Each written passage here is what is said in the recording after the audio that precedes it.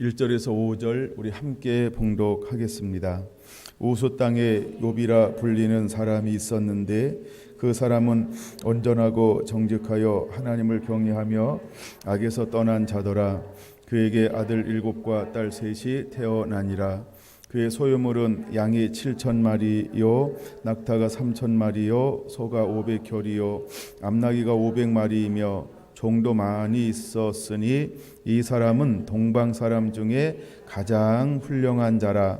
그의 아들들이 자기 생일에 각각 자기의 집에서 잔치를 베풀고 그의 누이 3명도 청하여 함께 먹고 마시더라. 그들이 차례대로 잔치를 끝내면 욥이 그들을 불러다가 성결하게 하되 아침에 일어나서 그들의 명수대로 번제를 드렸으니 이는 욥이 말하기를 혹시 내 아들들이 죄를 범하여 마음으로 하나님을 욕되게 하였을까 함이라. 욥의 행위가 항상 이러하였더라. 아멘.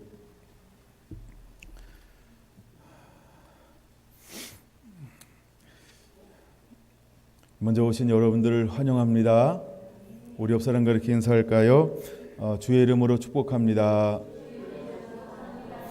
오늘은 당신의 날입니다. 할렐루야. 네. 예.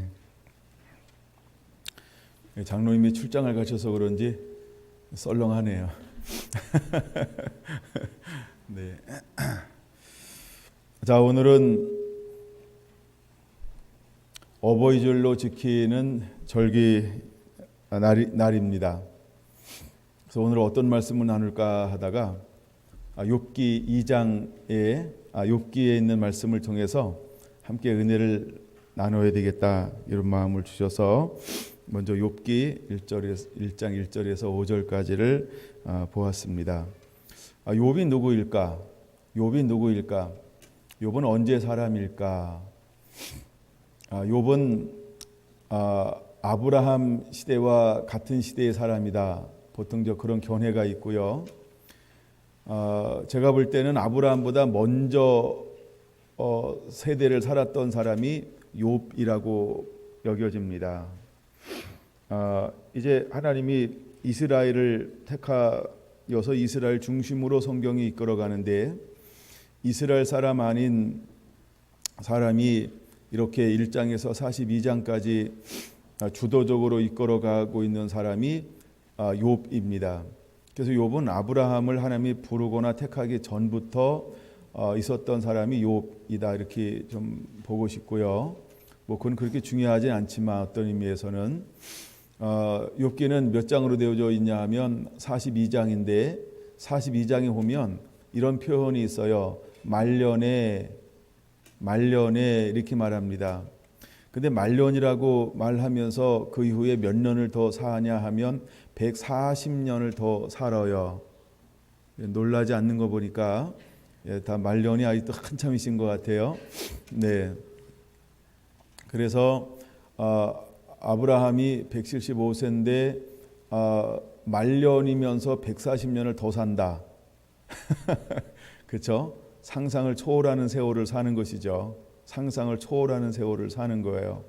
그 다음에 이미 욥기 1장에서 자녀들이 있었는데 대부분 출가를 했어요. 그래서 우리가 4절에서 5절 볼 수 있으면 각각 자기 집으로 이렇게 표현하고 있죠. 각각 자기 집에서 잔치를 베풀고 이렇게 말하고 있어요. 그때 누이들도 초청하여 이렇게 말하고 있습니다. 그러면 대부분의 자녀들이 출가를 했습니다. 출가를 했어요. 그러면 아브라함이 장가를 가고 이삭이 장가를 가고 야곱이 장가를 가는 걸 보면은 보통 나이가 상당히 먹었을 때 장가를 갑니다. 그렇죠? 예, 그런 걸 보면 이미 욥의 나이는 상당한 나이일 것이다. 예, 물론 수백 살 이 정도는 아니었지만 상당히 먹었을 것이다. 그러면 아브라함보다는 좀 더 전 세대의 사람일 수도 있다. 이건 그렇게 중요한 건 아니지만 한번 그렇게 한번 생각을 해봅니다. 그 다음에 그러면 아브라함의 시대는 어떤 시대냐면 아브라함이 창세기 12장부터 시작이 되어지거든요. 그러면 그 앞장에 나오는 게 무슨 사건, 무슨 이야기가 기록되어져 있냐면 바벨탑 사건이 기록되어져 있습니다. 바벨탑 사건의 포인트, 초점이 뭐냐 하면 이제 성을 쌓아서 하나님까지 이렇게 높아지려고 하는 것, 같아지려고 하는 것. 그래서 하나님이 언어가 하나이기 때문에 이 사람들이 마음을 모아서 하나님까지 높아지려고 하니까 하나님이 언어를 흩어버린 사건이 기록되어져 있습니다. 그러면 그 당시는 어떤 시대였을까를 우리가 한번 역추적을 해보면 마치 창세기 6장과 같은 시대였을 것이다. 한번 이렇게 보는 것이죠. 여전히 그 바벨탑을 쌓던 시대도 그 다음에 홍수로 모든 사람들을 이렇게 멸하는 그런 시대도 사람들은 어떻게 살았냐 하면 마음이 항상 악한 뿐임을 보시고 이렇게 표현하고 있죠. 그래서 그들을 부패한 세대, 패역한 세대다 이렇게 표현하고 있습니다. 근데 욥이 이제 자녀들을 생일을 맞이할 때마다 하나님 앞에 성결케 하는, 정결케 하는 이렇게 이제 예배를 드리는데 이걸 우리가 번제다라고 말하죠. 근데 무엇을 위해서 번제를 드리고 있냐 하면 5절에 이렇게 말합니다. 내 아들들이 범죄하여 마음으로 하나님을 욕되게 하였을까 함이라 이렇게 말하고 있어요. 그러면 욥이라고 하는 아빠, 욥이라고 하는 아버지는 자녀들의 어디에다 초점을 두고 있나요? 자녀들의 각각 마음의 초점을 두고 있는 것을 볼 수 있습니다. 근데 창세기에 이제 아담이 타락한 이후부터 이 바벨론의 멸망, 바벨탑의 무너짐까지가 초점 중에 하나가 뭐냐면 육체가 되었다, 마음이 항상 악하다, 생각이 항상 악하다, 그래서 그걸 부패했다, 패역했다 이렇게 표현하고 있는 것이죠. 그 중심에 선 단어가 하나가 뭐냐면 마음이라는 거예요. 마음이라는 거. 그런데 욥이 자녀들을 향하여 신앙을 물려주고 신앙을 전수하고 신앙의 본이 되어지는데 초점을 어디다 두고 있냐 하면 자녀들이 5절 보니까 내 아들들이 범죄하여 마음으로 하나님을 욕되게 하였을까 함이라 이렇게 표현하고 있다는 거예요. 그럼 여러분 아는 데까지 한번 머리를 이렇게 굴려보세요. 이런 표현이 다른 데 또 있을까요? 예? 마음으로 하나님을 욕되게 하였을까? 즉 마음으로 하나님께 범죄했을까를 위해서 이렇게 하나님 앞에 정결케 하는 예배를 드렸던 그런 표현이 또 있을까요? 지금 머리 굴리고 있는 거죠. 이제 지구 돌아가는 소리가 나야 되는데 안 나가지고 예, 그러니까 욥이 어떤 사람인지를 우리가 엿볼 수 있다는 거예요. 그럼 그 시대에 가장 경건한 사람들의 초점이 어디 있었을까? 또 하나님이 사람들을 바라볼 때 초점을 뭐라고 말씀하셨을까? 이것을 우리가 한번 이렇게 뒤돌아보자는 것이죠. 그래서 사단이 첫사람 아담에게 찾아와서 무엇을 무너뜨리냐 하면 마음을 무너뜨렸어요. 그래서 생각을 무너뜨린 거죠. 그래서 생각을 무너뜨렸단 말이에요. 그 다음에 천사들이 내려와서 사람들과 함께 이렇게 혼잡한 삶을 사는데 무엇이 무너졌냐 하면 생각을 무너뜨렸어요. 마음을 무너뜨렸어요. 그래서 그것을 뭐라고 말하냐면 사람이 어릴 때부터 생각과 마음이 악함으로 인하여 이렇게 표현하고 있는 것이죠. 그 다음에 바벨탑 사건의 초점 중에 하나가 뭐냐면 생각이 마음이 높아져서 교만해져서라고 하는 것이죠. 그러니까 그 시대의 초점 중에 하나가 뭐냐면 마음이라는 거예요. 그 마음은 우리의 중심을 말하는 거죠. 마음은 우리의 중심을 말하는데 근데 그것을 위해서 자녀들을 위하여 생일을 맞이할 때마다 정결케 하는 번제를 드렸더라라고 하는 것은 이 욥이 하나님과의 관계에서 어떤 사람인 것을 엿볼 수 있는 것이지요. 그러면 하나님과 교제하면서 하나님이 욥과 교제할 때 욥에게 어떤 것에 대해서 계속 이렇게 나누었을까를 우리가 한번 생각해 볼 수 있습니다. 그럼 이제 우리가 노아 때 홍수가 나서 전부 멸망받고 누구만 살아남았냐 하면 노아만 노아졌어요. 그렇죠? 그 노아만 살아났단 말이에요. 그 노아의 8 식구의 이름을 잘 지어야 될 것 같아요. 이름을 잘 짓고 잘 살아야 되겠죠. 굉장히 썰렁한 것 같아서 이쪽에 분위기가 안 좋아요. 네. 그래서 노아는 당대의 의인이었다라고 하는 거예요. 그다음에 노아는 하나님과 동행하는 사람이었어요. 노아는요 하나님 앞에 온전한 사람이었다라고 하는 거예요. 그러니까 노아는 하나님과 친밀함을 누렸고 말씀대로 살았죠. 그럼 친밀함을 누리면서 노아가 누구랑 교제하게 되냐 하면 여전히 그렇죠. 하나님과 교제하고 있는 것이지요. 하나님과 교제하는 거예요. 에녹만 하나님과 친밀하고 동행하고 교제하는 것이 아니었고 누구도 노아도 여전히 하나님과 교통했다라고 하는 것이지요. 그러면 이 시대를 살았던 욥은 누구랑 교제했을까? 누구랑 가까웠을까? 누구랑 친밀했을까? 그렇죠? 하나님과 친밀한 거예요. 그래서 우리가 욥기 1장 1절에 보면 노아에 대한 4가지 성품에 대해서 이렇게 표현하고 있지 않나요? 첫째, 그는 온전하고라고 말합니다. 온전하고라고 하는 말을 우리가 그 앞에 나오는 사람들을 표현할 때 뭐라고 표현하냐면 의롭다라고 의인이니 이렇게 말하고 하는 것처럼 그 시대의 욥은 의인이었다는 거예요. 그래서 온전하다라고 하는 원래의 뜻은 흠이 없는 상태 이런 걸 말하거든요. 흠이 없다 이 말은 뭐가 흠이 되냐면 하나님의 말씀대로 살지 않는 것이 흠이 되고 점이 되고 티가 되는데 온전하다 이 말은 욥은 하나님의 말씀대로 삶을 살아내고 있다 이런 의미예요. 그러니까 다른 말로 말하면 의롭다 이렇게 볼 수 있다는 거죠. 그럼 의로운 사람의 특징이 뭐냐면 하나님과의 교제, 하나님과의 관계, 그래서 하나님을 만나고 하나님과 친밀함을 누리는 상태, 이런 상태의 사람이 누구였다? 욥이었다라고 하는 거예요. 그 다음에 두 번째 욥에 대해서 뭐라고 말하냐면 그는 정직하여라고 말합니다. 우리가 시편 24편에 보면 우리가 높은 산에 올라가는데 여호와의 산에 올라가는데 조건 중에 하나가 뭐냐 하면 거짓이 없어야 된다는 거예요. 거짓이 없어야 되는데 정결해야 될 거짓이 없어야 되는데 하나님이 욥은 어떤 사람이냐고 했더니 그는 정직하여라고 말한다는 것이죠. 그럼 그 안에 뭐가 없는 거예요? 정직의 반대가 거짓인가요? 그런 거짓이 없다는 거예요.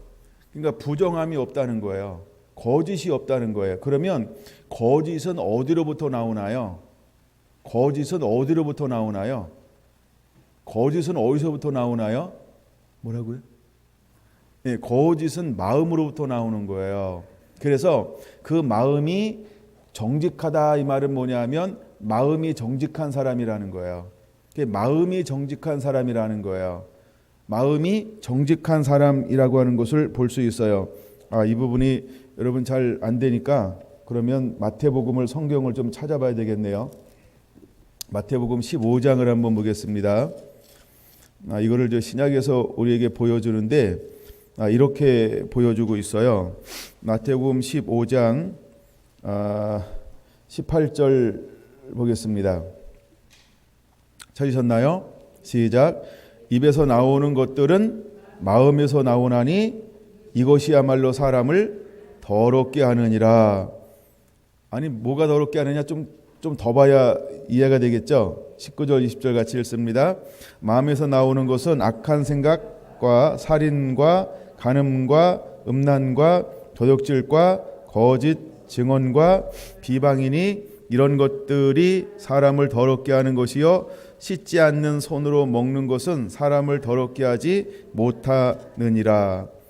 아니 마음에서 나오는데 뭐가 나오는가 봤더니 육체의 소욕이라고 말하는 육체의 것들이 흘러나오는 것을 볼 수 있다는 거예요. 그러니까 욥이 정직하다라고 하는 것은 무슨 의미냐 하면 욥은 육체의 소욕을 따라 살지 아니하고 그렇죠. 하나님과의 관계에서 우리가 신약으로 말하면 성령을 따라 사는 것처럼 욥은 하나님의 말씀을 따라 사는 사람이다. 이렇게 볼 수 있다는 거예요. 그래서 에베소서에서 말씀하고 있는 것처럼 갈라디아서 5장에 말씀하고 있는 것처럼 육체의 소욕과 성령의 소욕이 있어요. 육체의 일과 성령의 일이 있어요.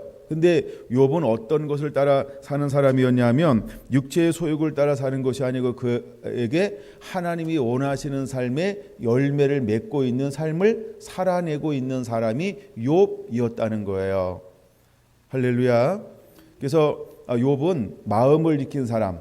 그래서 마음속에서 생각 속에서 늘 무엇이 나오냐면 온전한 것이 나오는 사람이 욥이었어요. 그래서 욥에는 뭘 모르고 살았냐 하면 거짓말이 뭐야?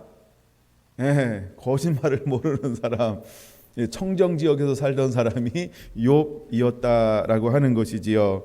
그 정도 보고 나중에 또 시간 되면 더 보고요. 다시 이제 욥이 어떤 사람이냐, 세 번째 보니까 하나님을 경외하는 사람이었다라고 하는 거예요. 그래서 하나님 앞에 설 때 그 말씀 앞에 두렵고 떨림으로 서는 거죠. 그를 존중하면서 서는 거예요. 하나님을 최우선순위로 섬기며 살아낸 사람이 욥이었다는 거예요.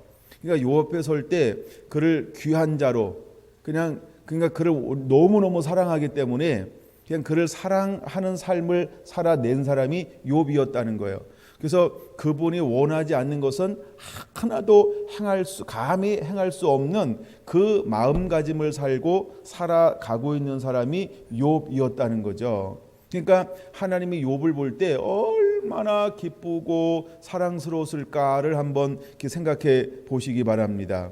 그래서 하나님이 지금도 어떤 사람을 찾냐면 이런 사람들을 찾는 거예요. 말씀 앞에서, 그렇죠? 하나님을 사랑하기 때문에, 경외하기 때문에 두려워 떠는 자. 하나님이 오늘도 그 사람을 찾는 거예요. 여러분들이 정말 하나님 말씀 앞에 두렵고 떨림으로 설 수 있는 자가 되기를 예수님의 이름으로 축원합니다. 네 번째 특징이 뭐냐면 악에서 떠났다 이렇게 말하고 있는 거예요. 뭐라고요? 악에서 떠났다라고 말하고 있는 거예요. 여러분은 악에서 떠난 삶을 살고 있는 거죠? 여러분 악에서 떠난 삶을 살고 있는 거죠? 여러분들이 다 악에서 떠난 삶, 이것이 바로 욥이라고 하는 거예요. 일단은 여러 가지 시험을 통과했음에도 불구하고 1장 22절 보면은 뭐라고 말씀하고 있냐면 이렇게 말씀하고 있어요. 욥기 1장 22절인데요. 이 모든 일에 욥이 범죄하지 아니하고 하나님을 향하여 원망하지 아니하니라 이렇게 말씀하고 있어요. 그러니까 욥이 사단이 와서 유혹했고 그다음에 모든 것을 빼앗아 갔고 그래서 많은 것들을 잃어버렸음에도 불구하고 욥이 뭐하지 않았다? 범죄하지 않았다는 거예요. 그리고 입술로 원망하지 않았다는 거예요. 그럼 먼저 범죄하지 않았다를 좀 이따 살펴볼 거고, 원망하지 않았다는 것은, 원망은 보통 뭘로 하죠? 마음으로 하죠. 마음속에 있는 것을 무엇으로 하는 거예요? 입으로 하는 거죠. 근데 욥은 이렇게 온전하고 정직하고 하나님을 경외하며 악에서 떠난 사람을 실제로 살아내고 있기 때문에 모든 것을 다 잃어버린다 할지라도 마음으로 무엇하지 않았다? 원망하지 않았다라고 하는 것입니다. 그 다음에 이제 욥이 자녀들을 위해서 이렇게 생일날 될 때마다 성결케 하는 일이 그 명수대로 각각 번제를 드리는 것인데 무엇을 위해서 번제를 드렸다라고 말씀했어요? 내 아들들이 혹시 내 아들들이 죄를 범하여 마음으로 하나님을 욕되게 하였을까라고 하는 거예요. 근데 마음으로 하나님을 욕되게 했을까라고 하는 것이지요. 근데 사단이 다가와서 사단은 욥이 이렇게 하나님을 섬기는 이유를 뭐라고 주장을 하냐 하면 소유물 때문에 하나님을 그렇게 섬기는 것 아닐까요? 이렇게 했단 말이에요. 그래서 9절과 10절 이렇게 말합니다. 사단이 여호와께 대답하여 이르되 욥이 어찌 까닭 없이 하나님을 경외하리까? 주께서 그와 그의 집과 그의 모든 소유물을 울타리로 두르심 때문이 아니니까? 주께서 그의 손으로 하는 말을 복되게 하사 그의 소유물이 땅에 넘치게 하셨나이다 라고 사단은 바라본다라고 하는 것이죠. 근데 사단의 주장이 옳을까요? 이미 우리는 결론을 알고 있잖아요. 사단의 주장은 근거 없는 주장입니다. 근데 마치 근거 있는 주장처럼 오늘날 들릴 수 있죠. 그러면 우리가 무엇 때문에 섬기는 것이 아니고 우리는 하나님이 하나님됨 때문에 하나님을 섬기는 자가 되어야 할 줄로 믿습니다. 할렐루야. 우리가 무슨 축복을 받았으니까, 지위가 있으니까, 명예가 있으니까, 부가 있으니까, 아니면 건강하니까, 부유하니까, 다복하니까, 뭐 온전하니까, 내게 환난이 없으니까, 이런 어떤 이유와 조건 때문에 하나님을 섬긴다라고 한다면 사단은 우리에게 뭘 쑥 갖다 줄까요? 그렇죠? 그 조건하고 반대되는 것을 우리가 허용할 거라는 거예요. 왜? 하나님이 허용하시면. 그래서 사단에게 마지막에 우리를 전부 내놓을 거예요. 그래서 사단은 할 수만 있으면 모든 사람들을 뭐 한다 그랬어요? 요한계시록에 흔들 것이다라고 말하고 있어요. 마지막 때도 사단은요, 하나님의 허락을 받아서 우리 모두를 전부 테스트할 거예요. 전부 우리를 흔들어 볼 거예요. 그래서 흔들 수 있는, 사단이 할 수 있는 모든 걸 다 동원해서 우리를 미혹할 거라는 거예요. 마찬가지로 욥도 사단이 할 수 있는 모든 방법을 동원해서 그를 미혹했어요. 그래서 그게 크게 두 가지로 미혹을 하는 것입니다. 첫째는 모든 보이는 자녀들도 죽이고, 그 다음에 소유물로 전부 다 잃어버리게 만들어요. 그 다음에 두 번째는 드디어 몸을 쳐요. 그래서 악창에 나서 기왓장으로 긁는데 안 시원해. 예. 우리가 이 알레르기로 해가지고 오는, 근데 막 한번 긁기 시작하면 끝장을 봐야 되는 것처럼 이 종기가 났는데 욥이 하여간 막 알레르기보다 100배는 더 독한 게 났나 봐요. 그게 얼마나 그렇게 했는데도 와서 그 부인이 와가지고 이 양반아 좀 이렇게 하고 하라 이랬더니 그 욥이 어떻게 했어요? 내가 어찌 하나님을 이렇게 저주할 수 있겠느냐라고 고백하고 있는 것이, 그거 한번 보고 넘어갈게요. 2장 9절과 10절 한번 볼게요.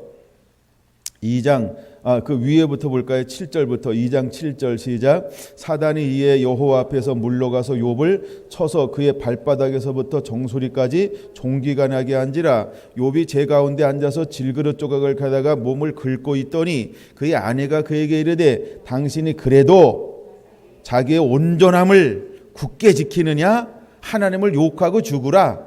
그가 이르되 그대의 말이 한 어리석은 여자의 말 같도다. 우리가 하나님께 복을 받았은즉 화도 받지 아니하겠느냐 하고 이 모든 일에 욥이 입술로 범죄하지 아니하니라. 할렐루야. 오늘 여기 나와 예배하는 우리 성결한 모든 성도들의 신앙과 믿음이 이와 같은 신앙이 되기를 예수님의 이름으로 축원합니다. 할렐루야. 욥의 신앙이 되기를 축원합니다. 욥의 신앙이 되기를 축원합니다. 욥의 신앙이 되기를 축원합니다. 할렐루야. 욥의 아내도 이제 그 아내 역할 끝내고 다시 와서 욥의 신앙을 본받게 되기를 축원합니다. 할렐루야. 예, 그러니까 욥의 아내가 하나님을 욕하고 죽으라. 하여간 욥의 아내는 흔들렸다는 거예요. 근데 중요한 것은 뭐냐면 욥은 흔들리지 않았다라고 하는 것입니다. 그건 여러분 우리가 각각이라고 할 때 아내의 생일 될 때도 정결케 하는 번제를 드려야 할 것입니다. 그렇죠? 예, 마음을 정결케 한, 혹시라도 마음으로 범죄하였을까 함으로 우리 모두 각각이라고 들어갈 때 아내도 포함되어야 될 것 같아요. 그래서 욥 자신을 위해서도, 욥 아내를 위해서도, 또 자녀들을 위해서도 이렇게 함께 하나님께 예배할 수 있는 그런 우리에게 은혜가 있어야 할 줄로 믿습니다. 근데 욥은 이때에도 뭐 하지 않았냐 하면 범죄하지 않았다는 거예요. 범죄하지 않았다는 거예요. 그래서 욥을 일컬어서 네 번째 조건이 뭐였어요? 악에서 떠난 자더라 이렇게 말하고 있잖아요. 이게 실제로 욥이었다는 것이죠. 근데 욥은 악에서 떠났고 하나님을 경외하고 순전하고 온전함에도 불구하고 뭘 당하고 있냐 하면 사단에 의해서 환난과 핍박과 곤고 모든 것을 잃어버리는 환난과 고난이 욥에게 다가왔다는 거예요. 그러면 우리들 삶 가운데서도 내가 온전함에도 불구하고 내 삶 가운데 무엇이 올 수 있다? 환난도 올 수 있다. 모든 걸 다 잃어버릴 수도 있는 그런 환경 가운데도 갈 수 있다는 것을 우리가 알아야 할 줄로 압니다. 네, 그때 우리가 어떤 신앙과 믿음을 가져야 될까? 욥처럼 변함없이 하나님을 경외하고 섬기는 그런 믿음을 그대로 보여주는 자가 되어야 합니다. 그 신앙과 믿음은 하나밖에 없어요. 하나님만을 사랑하는 사람만이 그것을 할 수 있습니다. 요와 비슷한 우리가 단어를 하나 쓸 때 이런 단어를 쓰잖아요. 그리하지 아니하실지라도 라고 하는 거예요. 그리하지 아니한다 이 말이 뭐냐 하면 나를 풀무 가운데서도 건지지 않는다 할지라도, 다른 말로 말하면 나를 환난 가운데 거하게 한다 할지라도, 나의 모든 것이 다 잃어버린다 할지라도, 그렇죠? 예, 내 건강이 무너진다 할지라도 이런 거죠, 그렇죠? 예, 내가 원하는 가정이 이루어지지 않는다 할지라도 뭐예요? 무엇 때문에 하나님을 경외하고 섬기는 사람이 아니고 나는 그저 하나님 그 한 분을 변함이 없으신 영원하신 그 엘샤다이 하나님, 여호와 하나님, 나는 그분을 변함없이 섬기는 자가 되겠습니다. 여러분, 이 세 친구는 정말 어떤 신앙을 가진 사람이에요? 그렇죠? 하나님만 사랑하는 신앙을 가진 사람이죠. 마지막 때를 살아가는 다시 오실 주의 길이 열리고 이제 추수 때 살아가는 우리는 어떤 신앙과 믿음을 가져야 될까? 그렇죠? 그리하지 아니하실지라도라고 하는 이 신앙과 믿음으로 우리도 무장하고 있어야 할 줄로 믿습니다. 근데 이 믿음을 가진 사람이 누구였냐 하면 바로 욥이었다라고 하는 것입니다. 자, 이제 오늘 주제를 좀 이렇게 이제 넘어가서 4절과 5절을 좀 더 보려고 합니다. 오늘 어버이 주일인데 우리가 내 부모된 자로서 정말 자녀에게 어떤 신앙과 믿음을 물려주는 자가 되어야 할까를 한번 생각해 봤으면 좋겠습니다. 욥은 자기 자신의 신앙과 믿음만을 지켜낸 것이 아니고 그 사랑하는 자녀들의 출가했음에도 불구하고 계속해서 자녀들에게 그가 동양의 최고의 사람이고 그 1장 3절 마지막 부분에 이렇게 말하고 있지 않나요? 이 사람은 동방 사람 중에 가장 훌륭한 자라 이렇게 말하고 있어요. 그렇죠? 가장 훌륭한 자다라고 말하고 있고요.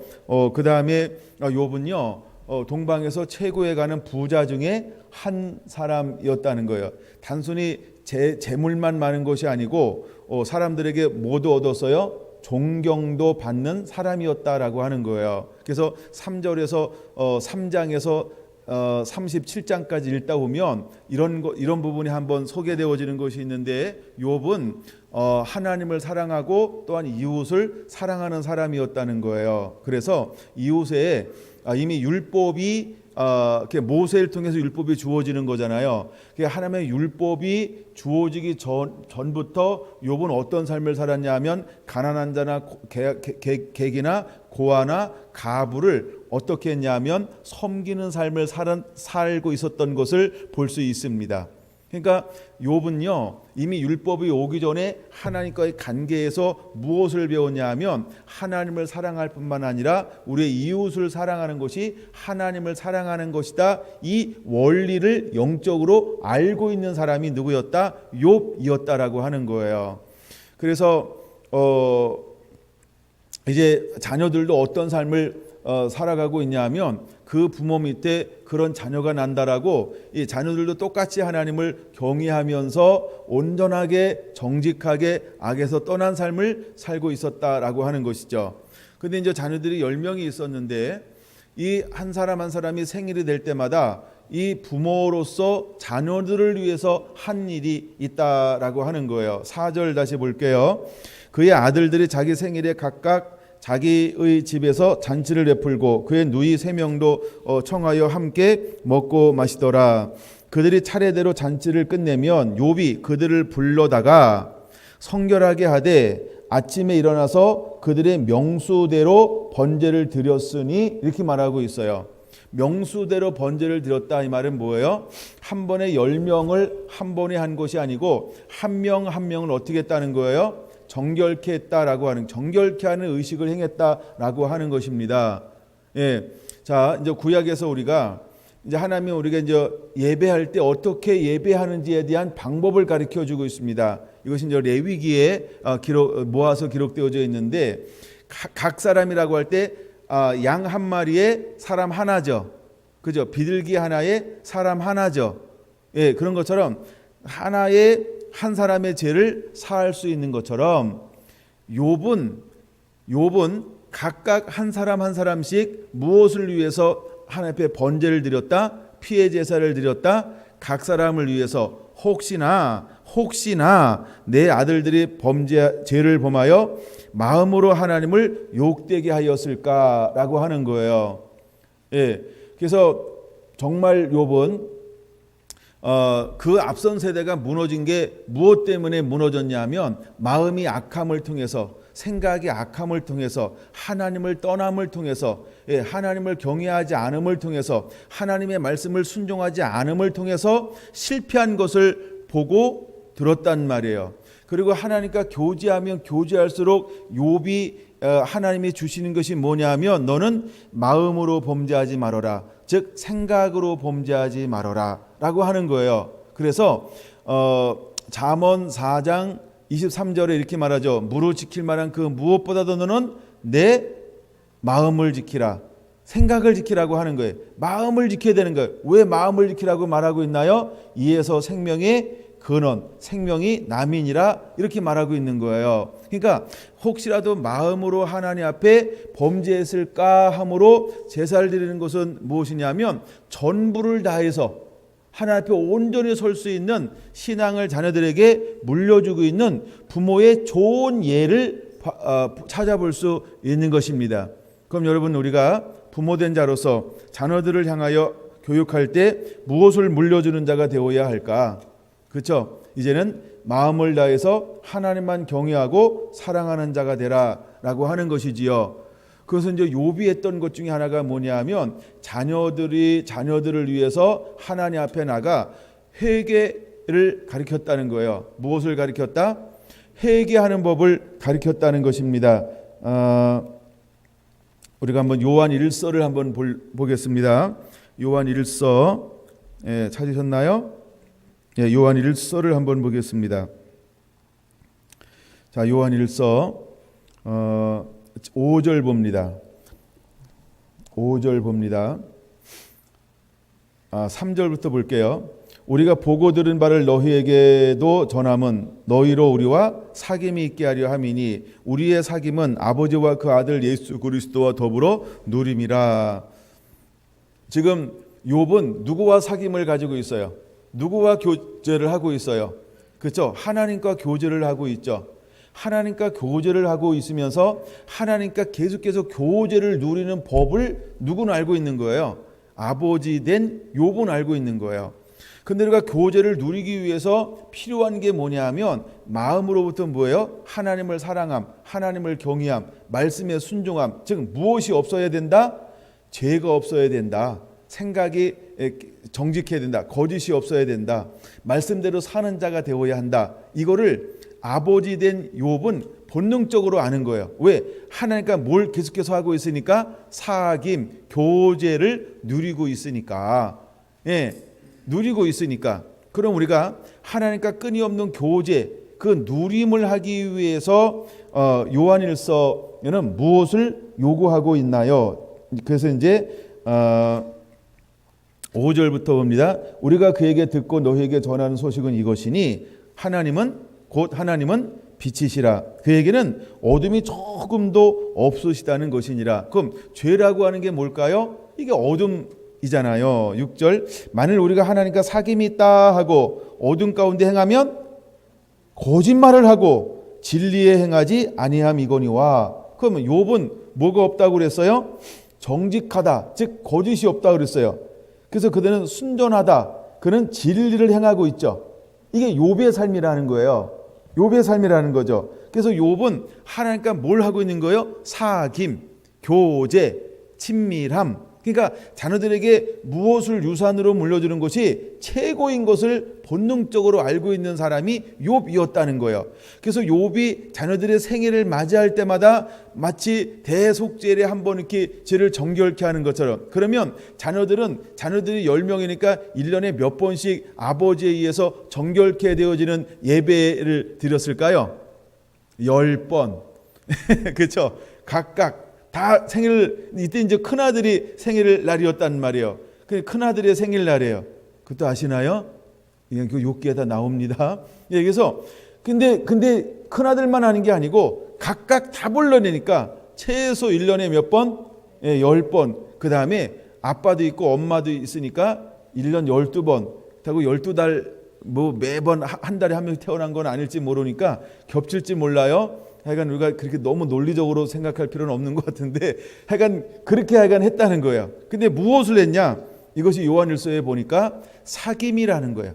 하나님과 친밀함이라고 하는 거예요. 그래서 하나님은 거룩하기 때문에 그 앞에 설 때마다 하나님 무엇을 요구하냐면 죄가 없는 상태, 즉 온전한 상태를 요구한다는 거죠. 그래야 하나님의 그 거룩한 앞에 나가서 무엇을 누릴 수 있냐 하면 사귐, 교제, 친밀함을 누릴 수 있는 거예요. 오늘 여러분이 먼저 그런 삶을 살면서 이것을 자녀들에게 믿음의 유업으로 물려줄 수 있는 그런 지혜로운 부모가 되기를 예수님의 이름으로 축원합니다. 7절 그가 빛 가운데 계신 것 같이 우리도 빛 가운데 행하면 이라고 말을 해요. 빛 가운데 행하는 사람, 빛 가운데 행하는 사람이죠. 행하면 우리가 서로 사귐이 있고 그 아들 예수의 피가 우리를 모든 죄에서 깨끗하게 하실 것이요 라고 하는 거예요. 근데 이 비밀을 누가 알고 있었냐면 이미 욥이 알고 있었던 거예요. 그래서 욥은 계속해서 하나님과 교제 가운데 있고 사귐 가운데 있으면 그분 앞에 나가서 그분 앞에 나가면 그분이 계속해서 우리에게 된 죄를 씻어 주신다는 것을 알았어요. 씻어 주신다는 걸 알았어요. 그래서 혹시라도 그 마음으로 하나님 앞에 이렇게 범죄했을까 함으로 자녀들을 향하여서 번제를 드리는 삶을 살게 했다는 것입니다. 이제 우리가 무엇을 물려줄 것인가 계속해서 말씀을 읽으면서 우리가 이제는 이것에 대해서 승리하는 자가 되어야 할 것입니다. 8절 보세요. 만일 우리가 죄가 없다 하면 스스로 속이고 또 진리가 우리 속에 있지 아니할 것이요 만일 우리가 우리 죄를 자백하면 그는 미쁘시고 의로우사 우리 죄를 사하시며 우리를 모든 불의에서 깨끗하게 하실 것이요 만일 우리가 범죄하지 않았다 하면 하나님을 거짓말하는 이로 만드는 것이니 또한 그의 말씀이 우리 속에 있지 아니하니라 라고 말하고 있습니다. 그래서 우리가 범죄했을 때 어떻게 해야 되는 걸까요? 우리가 우리 죄를 자백하면 저는 미쁘시고 의로우사 우리를 모든 죄에서 깨끗게 하실 것이요 라고 말씀하고 있는 것처럼 아빠가 자녀에게 줄 수 있는 최고의 유산은 무엇일까요? 따라서 합시다. 회개하는 법을 가르쳐 주는 것이다. 회개하는 법을 가르쳐 주는 것이다. 두 번째, 회개를 아빠와 함께 하는 것이다. 회개를 엄마와 함께 하는 것이다. 할렐루야. 이렇게 신앙을 교육했고 하나님과 최고의 친밀함을 누리는 방법을 유산으로 물려준 사람이 누구였냐 하면 욥이었다는 거예요. 할렐루야. 그러면 여러분 단순히 회개해 그렇게 하지 마. 교회 가야지. 성경은 읽었니? 기도는 했어? 선교했어? 구제했어? 가난한 자를 긍휼히 여겼니? 여러분과 이걸 확인하는 수준으로 끝나는 것이 아니고 뭘 하라고요? 같이 하라는 거예요. 함께 하라는 거예요. 동행하라는 거예요. 그것을 보여주라는 거예요. 엄마 따로 자녀 따로가 아니고 이제 보여주는 신앙을 살라는 거예요. 할렐루야. 함께하는 신앙을 살아내라는 거예요. 누가 그렇게 했다? 욥이 그렇게 했다는 거예요. 욥이 함께하는 신앙을 살았다는 거예요. 뭐 할 때마다 생일을 맞이할 때마다 다 불러서 그 한 명 한 명을 아빠 나처럼 해봐라 이렇게 욥이 이렇게 내가 거룩하니 너희도 거룩할지니라. 내가 거룩해서 거룩한 하나님과 함께 동행하는 것처럼 너희도 나를 닮아 나처럼 하나님 이렇게 섬기는 자가 되라. 자 이렇게 섬기는 거야 라고 어떻게 했어요? 보여주었다는 거예요. 그 보여준 사람의 대표적인 사람이 또 누굴까요? 사도 바울인 거죠. 내가 예수님을 흠받은 자 된 것처럼 너희는 나를 흠받은 자가 되라. 물론 많은 사람을 이야기할 수 있어요. 내가 예수님 그러면 우리는 그렇잖아요. 그러니까 예수님 그 다음에 사도 바울을 나르는 거예요. 그래서 사도 바울이 뭐라고 말합니까? 내가 예수님을 흠받은 자 된 것처럼 너희는 나를 흠받은 자가 되라. 그래서 하나님과의 관계에서 어떻게 해야 되는 것을 우리에게 보여준 사람이 사도 바울이라는 거예요. 근데 이 삶을 먼저 보여준 믿음의 아빠가 있었다는 거예요. 그 사람이 누구였다고요? 욥이었다는 거예요. 그 사람이 욥이었다는 거예요. 여러분에게 이 은혜가 그대로 임하게 되기를 예수님의 이름으로 축원합니다. 여러분 시간이 되면 제가 요한일서 1장 2장을 더 보고 싶은데 2장 좀만 더 보고요. 2장 1절부터 볼게요. 나의 자녀들아 내가 이것을 너희에게 쓰면 너희로 죄를 범하지 않게 하려 함이라. 만일 누가 죄를 범하였어도 아버지 앞에서 우리에게 대언자가 있으니 곧 의로우신 예수 그리스도 신이라. 그는 우리 죄를 위한 화목제물이니 우리만 위할 뿐 아니요 온 세상의 죄를 위함이니라. 우리가 그의 계명을 지키면 이로써 우리가 그를 아는 줄로 알 것이요. 4절은 같이 한번 읽어볼까요? 그를 아노라 하고 그의 계명을 지키지 아니하는 자는 거짓말하는 자요 진리가 그 속에 있지 아니하되. 그러면 욥은 그냥 안다라고 말로만 한 사람일까요? 아니라는 거예요. 실제로 삶을 살아낸 사람이라는 거죠. 네. 욥은 아빠 욥은요, 너 이렇게 해, 너 이렇게 해, 야 너 이렇게 하면 복 받아, 너 이렇게 하면 평통해, 너 이렇게 하면 하나님께 은혜 주실 거야, 너 이렇게 하면 좋아 라고 그냥 이렇게 말로만 한 것이 아니고 실제로 욥은 어떤 아빠였다? 말씀을 그대로 살아낸 아빠가 욥이었다라고 하는 거예요. 그래서 4절에 중요합니다. 그를 아노라 하고 그의 계명을 지키지 아니하는 자는 거짓말하는 자요. 그런데 욥은 어떤 사람이었어요? 온전하고 두 번째가 뭐라 했어요? 정직하고. 그는 정직한 자라는 거예요.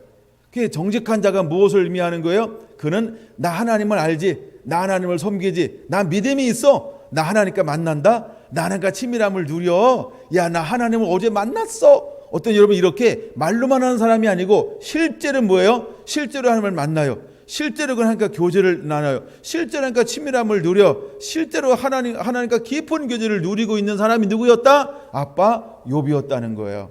이제 여러분은 어떤 삶이 되어야 할까요? 여러분 진리 안에 있는 자가 되길 축원합니다. 진리 안에 있는 자가 되길 축원합니다. 2장 5절 6절입니다. 누구든지 그의 말을 지키는 자는 하나님의 사랑이 참으로 그 속에서 온전하게 되었나니 그로써 우리가 그 안에 있는 줄을 아노라. 그의 안에 산다고 하는 자는 그의 행하신 대로 자기도 행할지니라. 이것이 여러분의 삶이 되기를 예수님의 이름으로 부탁을 드립니다. 이것이 우리의 삶이 되어야 할 줄로 믿습니다. 그 안에 있다라고 하는 것이 무엇일까? 그대로 사는 것입니다. 그것이 그 안에 있는 사람이라고 하는 것입니다. 나는 어떤 엄마가 될 것인가? 나는 어떤 아빠가 될 것인가? 여러분들이 먼저 말씀을 살아 실제로 말씀을 사는 것을 자녀들에게 보여주는 자가 되어야 합니다. 드러내는 자가 되어야 할 줄로 믿습니다. 이 신앙교육이 우리들 삶 가운데 일어나게 되기를 예수님의 이름으로 축원을 드립니다. 할렐루야. 하나만 더 보고 오전의 말씀을 마칠 것인데요. 왜 욥은 마음을 그렇게 다루고 있을까요? 왜 욥은 마음을 다루고 있을까요? 아까 잠언 4장 23절에서 말씀하고 있는 것처럼 잠언 4장 23절은 뭐라고 말씀하고 있나요?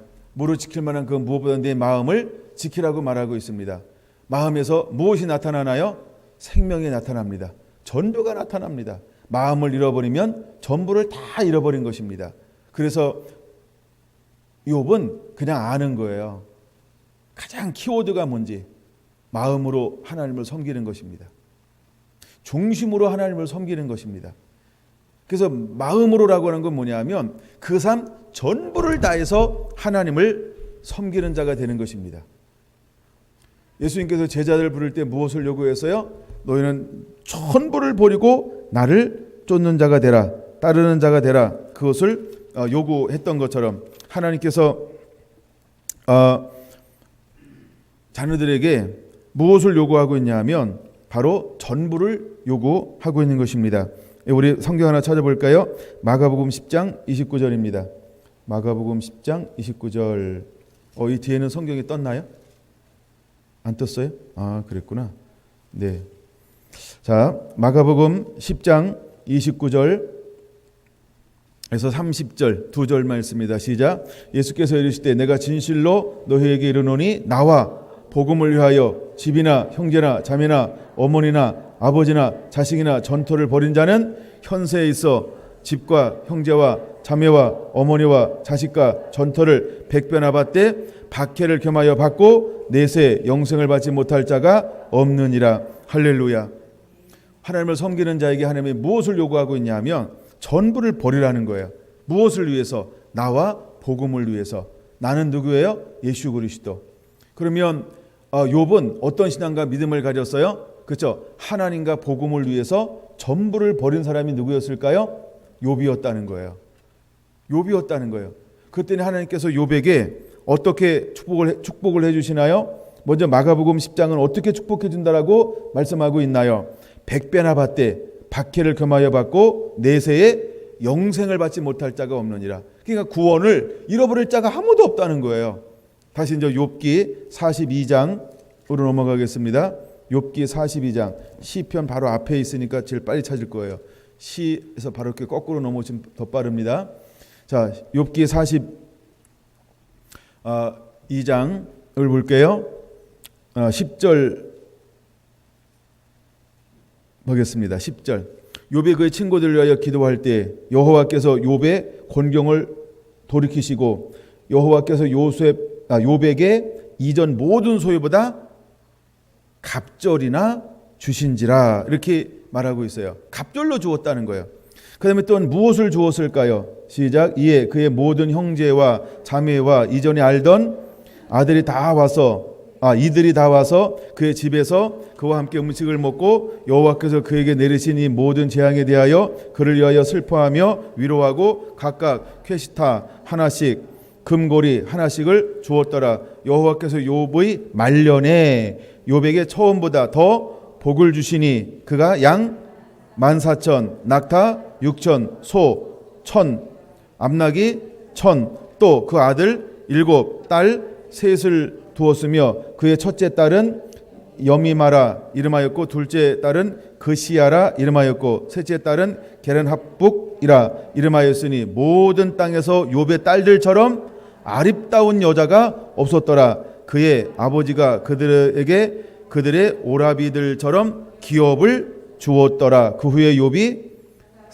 140년을 살며 아들과 손자 4대를 보았고 욥이 늙어 나이가 차서 죽었더라. 이렇게 말하고 있어요. 자, 욥의 말년에 시험을 통과하고 난 다음에 고난을 통과하고 난 다음에 우리가 뭐 유명한 거 많이 알고 있을 거려. 욥기 23장이요. 나를 단련하신 후에는 정금같이 나아오리다. 그래서 하나님께서 그를 단련한 다음에 어떻게 했다고요? 정금이 되어서 나왔습니다. 환난을 통과한 이후에 하나님께서 욥을 축복해 주는데 어떻게 축복해 주냐면 배나라고 말하고 있습니다. 그래서 욥기 1장 2절 3절에 보면 아들들이 7명 딸이 3명이었어요. 근데 여기 보면 13절 보니까 아들이 7 딸이 3명 있습니다. 근데 그 전보다 아들들은 더 멋지고 그다음에 딸들은 더 아름답게 만들었다라고 하는 거예요. 배가의 축복은 전부 배가의 축복이 실제로 일어났습니다. 근데 무엇도 배가의 축복이 일어났냐 하면 양, 낙타, 소, 암나귀들도 배가 일어났습니다. 그래서 1장에 보면은 양이 7,000마리인데 몇 마리가 되었어요? 그냥 여기 12절로 보세요. 양이 몇 마리가 됐어요? 14,000마리가 배가가 되었습니다. 낙타는 3,000마리인데 몇 마리요? 6,000마리. 소는 500결인데 몇 결이요? 1,000결이가. 암나귀는 500결인데 1,000결이가 되었어요. 전부 배가 되었어요. 그럼 이 시대의 부의 상징은 뭐냐 하면 동물들이 많아야 돼. 양이나 소나 낙타나 또 하나 뭐죠? 암나귀나 이런 것들이 많으면 거부예요. 그래서 하나님께서 아브라함도 거부를 만들었고 이삭도 거부를 만들고 야곱도 거부를 만드는 걸 때 거부의 그 부의 특징이 뭐냐 하면 누가 양이 많냐, 누가 이렇게 소가 많냐, 누가 나귀가 많냐, 또 누가 낙타가 많냐, 이런 게 부의 상징이었어요. 근데 실제로 하나님께서 1장보다 42장에 보니까 배나 더 많게 했던 것을 볼 수 있습니다. 근데 무엇을 했으니까 이런 축복을 준 거예요? 마가복음 10장에 보니까 하나님과 복음을 위하여. 그렇죠? 그럼 욥도 무엇보다 무엇을 더 사랑한 사람이었어요? 이 땅에 있는 것보다 하나님을 더 사랑한 사람. 그다음에 자녀보다 하나님을 더 사랑한 사람, 아내보다 남편보다 하나님을 더 사랑한 사람. 할렐루야. 그러면 오늘 살아가는 저와 여러분들은 어떤 삶을 살아야 할까요? 그렇죠? 이 땅에는 그 어떤 것보다 주님을 더 사랑하는 삶을 살아내는 자들이 되어야 할 줄로 믿습니다. 그럼 하나님께서 몇 배를 준다 그랬어요? 100배. 몇 배를 준다 그랬어요? 100배를 준다 그랬어요. 믿습니까? 100배 받기 원합니까? 그러면 사세요. 하나님이 허언하실까요? 하나님이 신실하신 하나님이세요. 여러분, 우리에게 100배를 주실 것입니다. 근데 100배를 주는데 뭘 겸하여 받는다? 고난을 겸하여 받는다. 그럼 욥도 2배의 축복을 받는데 뭘 통과했어요? 고난을 통과했어요. 그래서 나를 단련하신 후에는, 그렇죠? 근데 욥이 고난을 통과할 때 어떻게 했어요? 실패하지 않았어요. 타락하지 않았어요. 무너지지 않았어요. 그는 연단을 받고 더 어떻게 했어요? 견고한 믿음이 됐어요. 더 온전한 믿음이 되었어요. 더 주님의 기쁨이 되었어요. 이제 우리 성결한교회 성도들 가운데 이런 은혜가 임하게 되기를 예수님의 이름으로 축원합니다. 그래서 정말 좋은 아빠가 되시기를 축원합니다. 좋은 엄마가 되기를 축원합니다. 좋은 부모가 되기를 축원합니다. 좋은 부모는 뭐냐 하면 자녀들을 위해서 마음으로 범죄했을까 하면서 함께 예비하는 부모라고 하는 것을 볼 수 있습니다. 그리고 자녀 무엇 때문에 하나님을 섬기는 것이 아니고 오직 하나님이 하나님 됨을 통하여서 하나님을 섬기는 부모가 최고의 부모인 것을 믿습니다. 할렐루야. 그 다음에 세 번째, 여러분들이 입술로 범죄하지 않음을 통해서 전부를 다해서 하나님의 진리를 지키는 그런 부모들이 되기를 예수님의 이름으로 축원을 드립니다. 아멘.